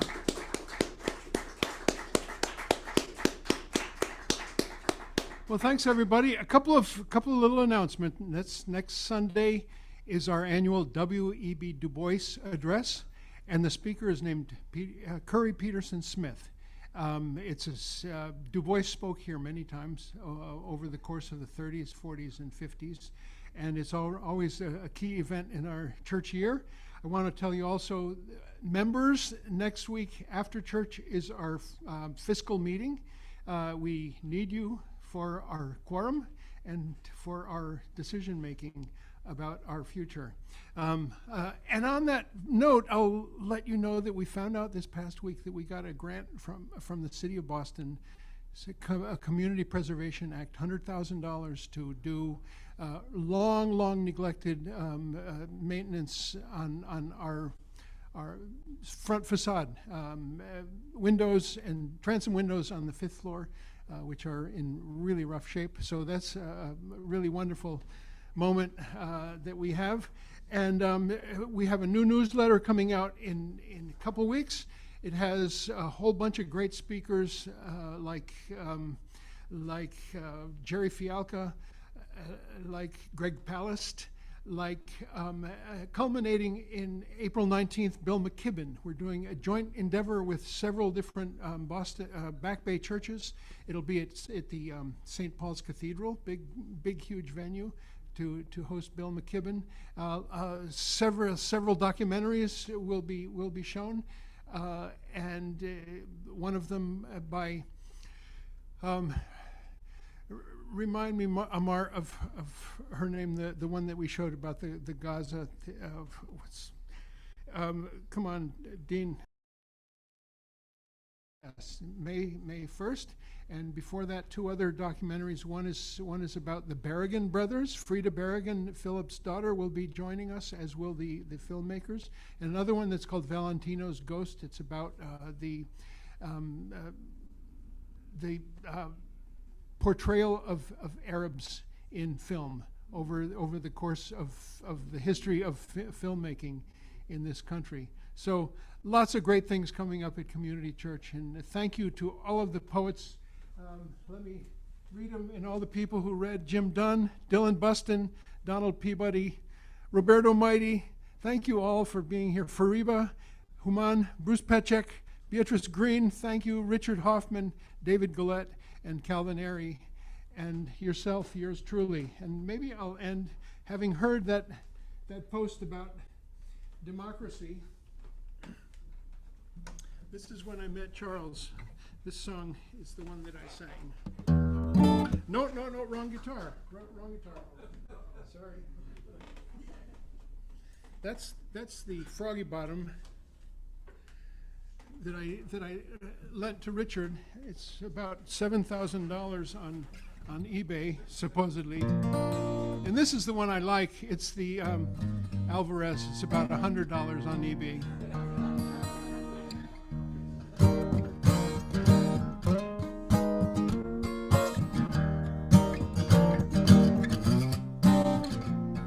It's coming through a hole in the air from those nights on Tiananmen Square. It's coming from a feel that this ain't exactly real, or it's real, but it ain't exactly there.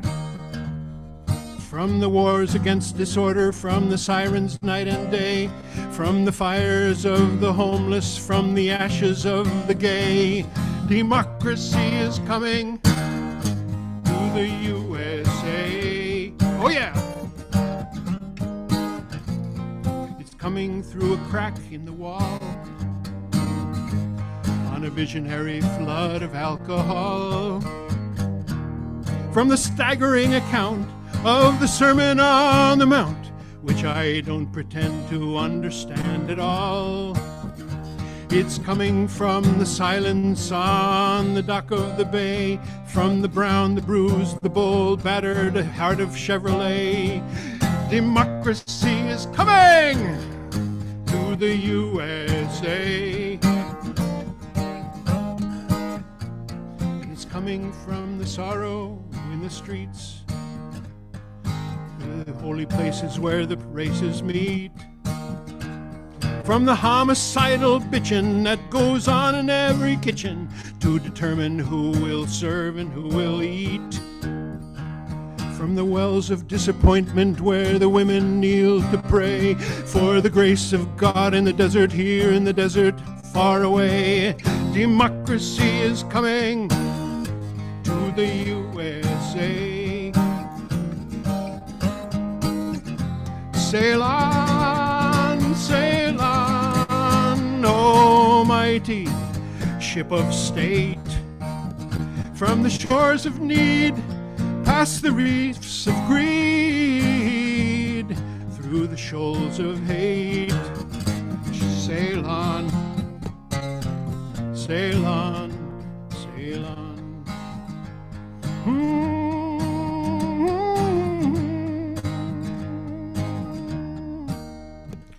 It's coming to America first, the cradle of the best and the worst.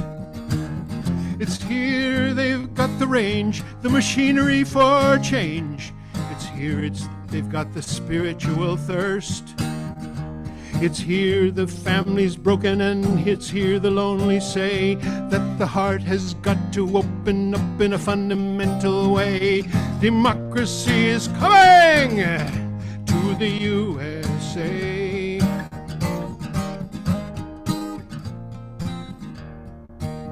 It's coming to the women and men.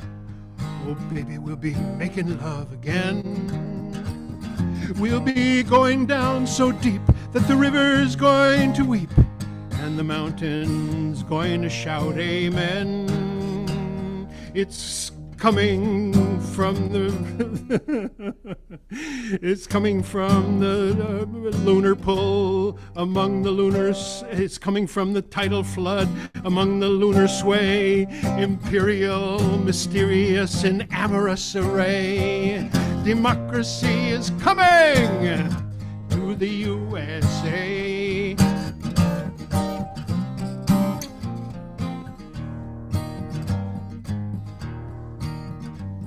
I'm sentimental, if you know what I mean. I love the country, but I can't stand the scene. I'm neither left or right, I'm just staying home tonight, getting lost in that hopeless little screen. But I'm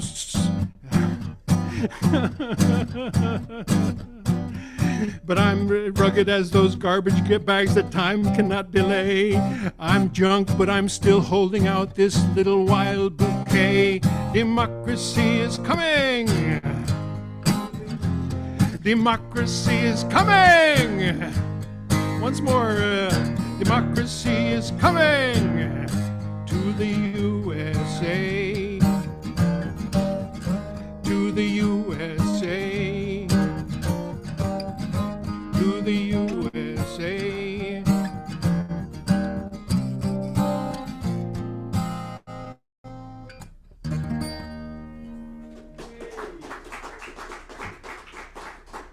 Thank you, everybody. There's a basket that will take your greenbacks and help us make this thing happen. There's also a website that has a credit card or PayPal option. Thank you all for joining us today. Luis Guzman has a beautiful lunch for us. I'll also remind you that there's a Wednesday standout at the Burlington Ice, and I can tell you some more stories, heartbreaking stories that I've come across this week about that, but I'll just let you know that I'll be there singing with a wonderful quartet, women's voices called Constellations at the Burlington Ice. There's also a Tuesday standout at the Israel Embassy in Government Center at noon. Yes? So thank you all for being here. Go out and do good work, write good poetry, love words, make good trouble, drink in every delicious moment, as did Charles Coe. Charles Coe, presente!